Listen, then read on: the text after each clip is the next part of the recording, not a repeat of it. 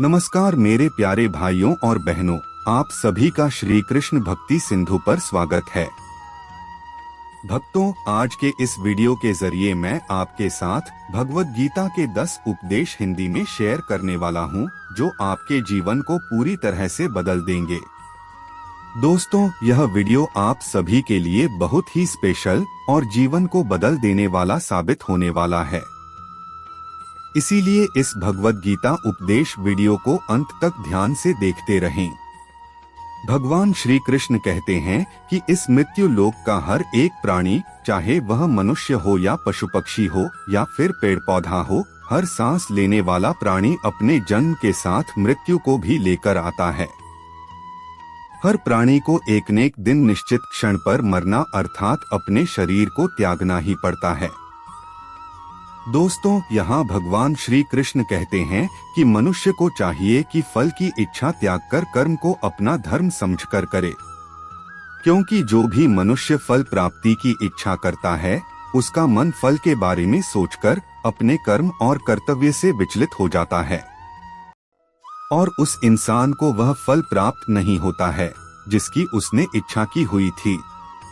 इसीलिए भगवान श्री कृष्ण कहते हैं कि मनुष्य सिर्फ कर्म कर सकता है, फल कदापि मनुष्य के अधीन नहीं है। जो लोग फल की इच्छा से ही कर्म करते हैं, वे लोग सुख दुख आदि के चक्र में फंस जाते हैं और उनकी मन शांति नष्ट हो जाती है। वे कहते हैं कि मनुष्य अपने फल की इच्छा को त्याग कर कर्म को अपना धर्म समझकर करे तो उसको फल अवश्य मिल जाएगा, परंतु उस फल को वह व्यक्ति ईश्वरीय विधान की इच्छा समझकर स्वीकार कर ले। और ज्ञानी व्यक्ति भी इसी योग को अपनाकर कर्म योगी बन जाते हैं। भगवान श्री कृष्ण कहते हैं कि आत्मा न कभी जन्म लेती है और न ही कभी मरती है। वह अजन्म, नित्य, सनातन और पुरातन है, जो शरीर के मारे जाने के बाद भी नहीं मरती है। जो सचमुच ज्ञानी होते हैं, वे न उनका शोक करते हैं जो मर गए हैं और न ही उनका शोक करते हैं जो अभी जिंदा हैं, क्योंकि वे जानते हैं कि जो मर गया है वह फिर से जन्म लेगा और जो अभी जीवित है वह अवश्य ही मर जाएगा। मरने वाला फिर से जन्म लेगा, क्योंकि केवल शरीर का नाश होता है।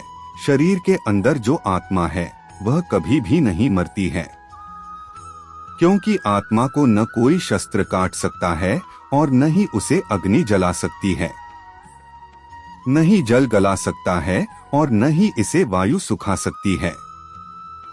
भगवान श्री कृष्ण कहते हैं कि मनुष्य के शरीर का एक अदृश्य अंग है, मन, जो कभी दिखाई नहीं देता, परंतु वही इस शरीर का सबसे शक्तिशाली हिस्सा है। मनुष्य को मैं के घमंड की मदिरा पिलाकर मदहोश करने वाला पाखंडी केवल यह मन ही है। उसके हाथों में मोहमाया का जाल है, जिसे वह मनुष्य की कामनाओं पर डालता रहता है और उसे अपने वश में करता रहता है। यह मन शरीर से भी मोह करता रहता है और अपनी खुशियों से भी और अपने दुखों से भी मोह करता रहता है। खुशियों में खुशियों भरी गीत गाता है और दुख में दुख भरे गीत गुनगुनाता है। अपने दुखों में दूसरों को शामिल करके उसे खुशी मिलती है। किसी भी मनुष्य को उसका मन जीवन के अंत तक अपने जाल से निकलने नहीं देता। अपनी रस्सी में बांधकर उसे तरह तरह के नाच नचवाता रहता है। ऐसा तब तक होता रहता है जब तक हम अपने आप को मन के अधीन रहने देंगे, तब तक हमारा मन हमें नाच नचाता रहेगा। मनुष्य का मन मनुष्य को इतनी फुर्सत भी नहीं देता कि वह अपने अंतर में झांककर अपनी आत्मा को पहचाने और आत्मा के अंदर जिस परमात्मा का प्रकाश है, उस परमात्मा का साक्षात्कार करे। किसी भी जीवित प्राणी के लिए आवश्यक है कि प्राणी अपने मन को काबू में करके अपने अंतर में झांककर अपनी आत्मा को देखे। तब उस आत्मा के अंदर उसे परमात्मा का प्रकाश स्पष्ट दिखाई देगा और उसी को ही परमात्मा का साक्षात्कार कहते हैं। श्री कृष्ण कहते हैं कि मनुष्य का शरीर एक रथ के भांति है। आँख, कान, नाक, जीभ और त्वचा आदि इंद्रियों घोड़ों को जो सारथी चलाता है, वह सारथी ही हमारा मन है। और उस रथ में बैठा हुआ स्वामी वही हमारी आत्मा है। मनुष्य की इंद्रियां विषयों की ओर आकर्षित होती रहती हैं और यह सब तभी तक ही हो सकता है जब तक जीवात्मा अपने मन को काबू में न लाए। जब तुम स्वयं मन के अधीन न रहकर अपने मन को अपने अधीन कर लोगे तो वही मन एक अच्छे सारथी की तरह तुम्हारे शरीर रूपी रथ को सीधे प्रभु के चरणों में ले जाएगा। यदि मन तुम्हारा स्वामी है और तुम उसके अधीन हो तो वह तुम्हें माया के बंधन में जकड़ता रहेगा, और जब तुम अपने मन पर काबू पालोगे और उसके स्वामी हो जाओगे तो वही मन तुम्हें मोक्ष के द्वार तक ले जाएगा। दोस्तों, भगवद गीता के अनुसार इस दुनिया में 3 प्रकार की खुशी होती है। पहली प्रकार की तामसिक खुशी हमें ज्यादा सोने से या ज्यादा आलसी होने के वजह से मिलती है, यानी कि आराम करने वाली खुशी। दूसरी राजसिक खुशी हमें जो किसी भौतिक लक्ष्य मटेरियल गोल को अचीव करने के बाद मिलती है, जैसे कि पैसे कमाना, गाड़ी खरीदना, दारू पीना आदि चीजें करने से जो हमें खुशी मिलती है वह राजसिक खुशी कहलाती है। तीसरी प्रकार की खुशी को सात्विक खुशी कहते हैं। भगवद गीता यह कहती है कि तामसिक और राजसिक ये दोनों खुशियां अस्थायी होती हैं, पर सात्विक खुशी पहले हमें जहर की तरह लगती है, लेकिन बाद में वह हमें शहद की तरह लगने लगती है। दोस्तों, लॉन्ग टर्म और परमानेंट खुशी हमें अनुशासन और आध्यात्मिक स्टडीज करने से ही मिलती है, जिसे सात्विक खुशी कहते हैं।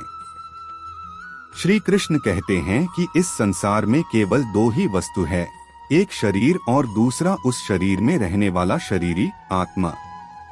इस शरीर में रहने वाला जो आत्मा रूपी शरीरी है वह कभी भी नहीं मरता है, और जो शरीर है वह सदा रहता नहीं है। आत्मा एक शरीर छोड़ती है और दूसरा शरीर धारण कर लेती है, बिल्कुल वैसे ही जैसे मनुष्य अपने पुराने कपड़े उतारकर नए कपड़े धारण कर लेता है। आत्मा नित्य है, इसीलिए वह नहीं बदलती, परंतु शरीर नाशवान है, इसीलिए एक ही आत्मा के कई शरीर बदलते हैं। इसीलिए हर जन्म में हमारी आत्मा नए नए शरीर धारण कर लेती है। भगवान श्री कृष्ण कहते हैं कि अगर कोई सांप किसी मनुष्य को अकारण काटता है तो उस सांप को उसका पाप नहीं लगेगा, और ठीक उसी तरह शेर दूसरे जानवर की हत्या करता है तो उसका उसे पाप नहीं लगेगा। या बकरी किसी की हत्या नहीं करती है और सिर्फ घास खाती है तो इस कारण वह पुण्य की भागी नहीं बनती। पाप पुण्य का लेखा जोखा अर्थात प्रारब्ध केवल मनुष्य का बनता है। इसका अर्थ यह है कि अगर कोई पशु किसी की अकारण हत्या कर देता है तो उसका उसे पाप नहीं लगेगा, लेकिन कोई मनुष्य अगर किसी भी जीवित प्राणी की अकारण हत्या कर देता है तो उसे उसका पाप लगेगा, क्योंकि इस पृथ्वी लोक पर और समस्त प्राणियों में जो विवेकशील है वह अच्छे और बुरे की पहचान रख सकता है, और वह मनुष्य छोड़कर कोई और प्राणी ऐसा नहीं कर सकता। इसीलिए जब मनुष्य अपने पाप और पुण्य भोग लेता है तो उसे फिर से मनुष्य की योनि में भेज दिया जाता। एक व्यक्ति किसी कमजोर और बूढ़े व्यक्ति का धन लूटने के लिए उसकी हत्या कर देता है तो उस व्यक्ति को निश्चित ही उसके द्वारा किए गए कर्म का पाप लगता है। और यदि दुष्ट मनुष्य किसी स्त्री के साथ जबरदस्ती बलात्कार करने की कोशिश कर रहा है तो उस स्त्री की रक्षा करने के लिए अगर कोई व्यक्ति उस दुष्ट मनुष्य की हत्या कर देता है तो उसका उसे पाप नहीं लगता है बल्कि पुण्य लगता है। दोस्तों, कर्म तो वही रहा, किसी की हत्या करना, परंतु उस कर्म के पीछे की भावना क्या है और मारने वाले की नियत क्या है, इसी के फर्क से ही एक ही कर्म किसी के लिए पाप हो सकता है और दूसरे के लिए पुण्य हो सकता है। जिस भावना और नियत से मनुष्य कर्म करता है उस नियत के कारण एक ही कर्म किसी के लिए पाप बन जाता है और किसी के लिए पुण्य बन जाता है। कर्म के इस ज्ञान के द्वारा ही मनुष्य को कर्म, विकर्म और अकर्म की पहचान होती है। इसका अर्थ यह है कि मनुष्य जब निष्काम भावना से कर्म करता है तो उस कर्म का फल उसे नहीं भोगना पड़ता है, इसीलिए वह अकर्म हो जाता है। कर्म उसे कहते हैं जिसे सकाम भाव से और फल की इच्छा से किया जाता है। उसका फल मनुष्य को उसके कर्म के अनुसार अवश्य मिलता रहता है। अच्छे कर्म का फल अच्छा मिलता है और बुरे कर्म का बुरा फल मिलता है, और जो असत्य, कपट, हिंसा आदि अनुचित और निषिद्ध कर्म हैं, उनको विकर्म कहते हैं। इसका अर्थ समझाते हुए भगवान श्री कृष्ण कहते हैं कि धर्म का जो विधान है, अगर उसे किसी दूसरे व्यक्ति ने बनाया हो तो वह तुम्हारा धर्म नहीं हो सकता है। तुम्हारा धर्म वही है जिसे तुमने स्वयं बनाया हो, जिसे तुम्हारी आत्मा ने स्वीकार किया हो। धर्म एक व्यक्तिगत चीज है जिसका फैसला व्यक्ति को खुद लेना पड़ता है। अगर किसी के गांव पर डाकू हमला करके उस गांव की लड़कियों का अपहरण कर रहे हों और उसी समय किसी का पिता मृत्युशैया पर पड़ा अंतिम सांस ले रहा हो और अपने पुत्र से बार बार पानी की एक एक घूंट मांग रहा हो, तो उस समय उस व्यक्ति का यानी कि उस पुत्र का क्या धर्म होना चाहिए? वह मरते हुए अपने पिता के कंठ में अंतिम समय गंगा जल की बूंद बूंद टपकाता हुआ अपने पुत्र धर्म का पालन करे, या फिर उसके गांव की लड़कियों पर जो संकट आ गया है उनकी रक्षा के लिए अपने हाथ में तलवार उठाते हुए उन डाकुओं का मुकाबला करे। आवश्यकता पड़े तो अपनी जान भी देकर अपने गांव की इज्जत बचाए। दोस्तों, इसका निर्णय कोई दूसरा व्यक्ति कैसे कर सकता है? इसको धर्म का दोहराहा या धर्म संकट भी कहते हैं। ऐसी स्थिति में वह व्यक्ति क्या करे? उसका फैसला कोई और व्यक्ति नहीं कर सकता, बल्कि यह निर्णय उसे खुद ही लेना पड़ता है कि उस समय उसका प्रथम धर्म क्या है। उस समय उसकी अंतरात्मा जो आवाज दे वही उसका प्रथम धर्म है। इसीलिए दोस्तों, हर व्यक्ति का धर्म व्यक्तिगत होता है और मनुष्य अपने धर्म का विधान मनुष्य खुद बनाता है।